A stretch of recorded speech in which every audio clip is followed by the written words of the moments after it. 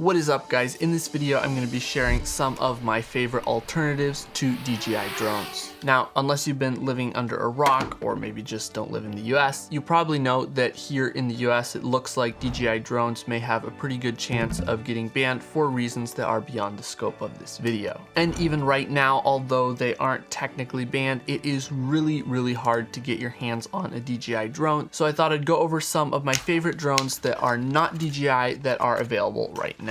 So first up, we have the great and mighty Potensic Atom 2. This is a pretty good little beginner drone. This is basically a clone of, or at least very similar to, DJI's Mini series, specifically the Mini 4K. And the Potensic Atom 2 for just the drone comes in at $359. So not the cheapest drone in the world, but this is about the cheapest that I would go and feel like you're still getting a good solid drone. Now, this drone does have some quirks, and I was kind of hard on it in my review, maybe a little too hard on it. It's actually a pretty solid drone, especially if you don't need your drone to have a ton of super high-end features and just want something fun to fly around. It comes in under the 250 gram limit, so you don't have to register it for recreational flights here in the US. It shoots 4K video, which is quite decent quality. It has pretty decent flight time. It has all the nice features like GPS, all that good stuff. And it even has some features that the equivalent DJI drones don't have, like subject tracking,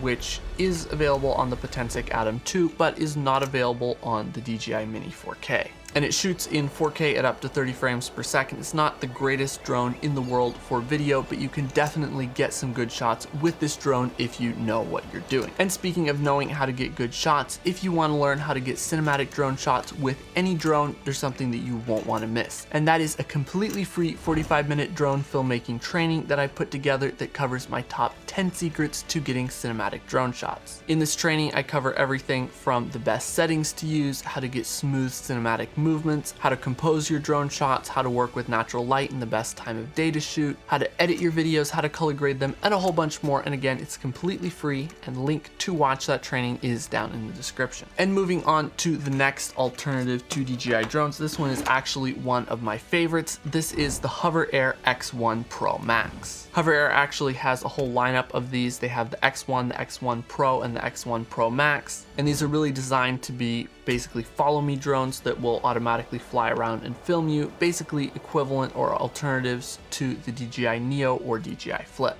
The Hover Air X1 comes in at $279. This is sort of their basic model that doesn't do quite as much. Then you have the X1 Pro at $499, which to my knowledge has basically all the features of the X1 Pro Max, but it just doesn't have quite as high quality of a camera. It maxes out at 4K at 60 frames per second, whereas the X1 Pro Max, which comes in at $699, shoots 8K video up to 30 frames per second, as well as 4K HDR. The one I've actually tested out is the X1 Pro Max. It has great image quality, some of the best image quality I've seen on a follow me drone. It has very good follow tracking performance, very good automated flight modes that's going to carry across the X1 Pro and X1 as well. And all in all, it has been a great drone. Now, one place where it is majorly lacking is in control range. This drone does not have very great control range. You can either fly it from your phone or with a little remote that you can get separately. And even with the remote, I was only able to fly about 1,000 feet away, which is not very far when it comes to drones. So this is definitely a follow me drone. Don't expect to be doing long range flying where you're trying to fly the drone up to the top of a mountain or something like that with the Hover Air X1 series. And I've actually made a full review of this drone as well as the Potensic Atom 2, and I'll put links to those down in the description. And next up is a drone that I actually do not have here. It is the Insta360 Anti-Gravity. Looks like a super cool drone concept. It is basically a 360 drone that has one camera on top and one camera on the bottom, and can therefore see all the way around the drone and basically cut the drone out so that you don't see the drone. And this lets you reframe your shots in post rather than having to get the framing right while you're flying. Seems like a super cool concept. I have not gotten my hands on one yet. Insta360 hasn't sent me one. We'll see if I get one at some point, but I haven't tested this out, but it looks like a super cool option, and it's not from DJI. And the next option, if you're trying to avoid DJI, is to fly an FPV drone like this. this. Now there's all kinds of FPV drones from really small to really big, but this one here is a JEP RC Vapor D5 drone, which is around $550 here in the US. Now this is not really a direct replacement to a regular DJI style camera drone type drone. This is a drone that you're going to be flying with goggles on, cruising ridge lines, diving between things. They're super fun to fly. This is going to be more similar to a DJI Avata 2 than a regular DJI camera drone, but I absolutely love this thing and it's a ton of fun to fly.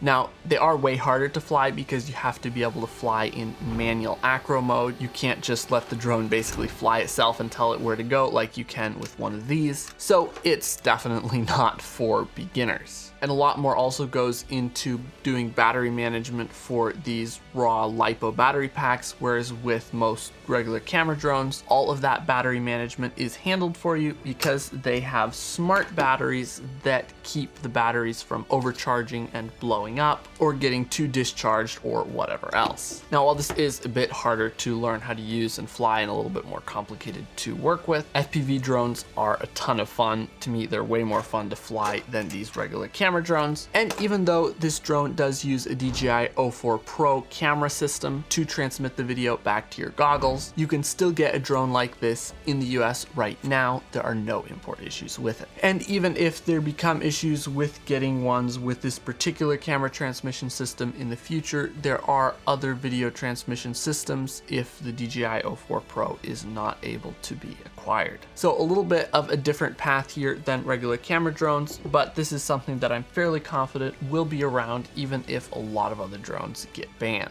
And finally, the last option that I wanted to mention is the Skyrover X1. I've not actually used this drone, but I've seen it a lot online. It's basically a DJI Mini 4 Pro rebranded and made yellow and black instead of white. It has mostly the same features as the Mini 4 Pro. Again, I haven't tried it. I haven't actually been able to get my hands on one, but that is what I've seen online. And the Skyrover X1 comes in at $644 for the basic combo and $763 for the Fly More combo. Now, one potential issue with that drone is that support for it may be a little bit more limited because it seems like Skyrover is basically just a rebranding company at this point. They don't really seem to have a lot of infrastructure to get support or repair the drone, etc. Now, you might have noticed I didn't mention Autel drones. They do have some great drones. I haven't actually flown Autel drones, but they seem to be great. But the reason I haven't mentioned them is because if DJI gets banned here in the US, Autel drones are probably going with them. So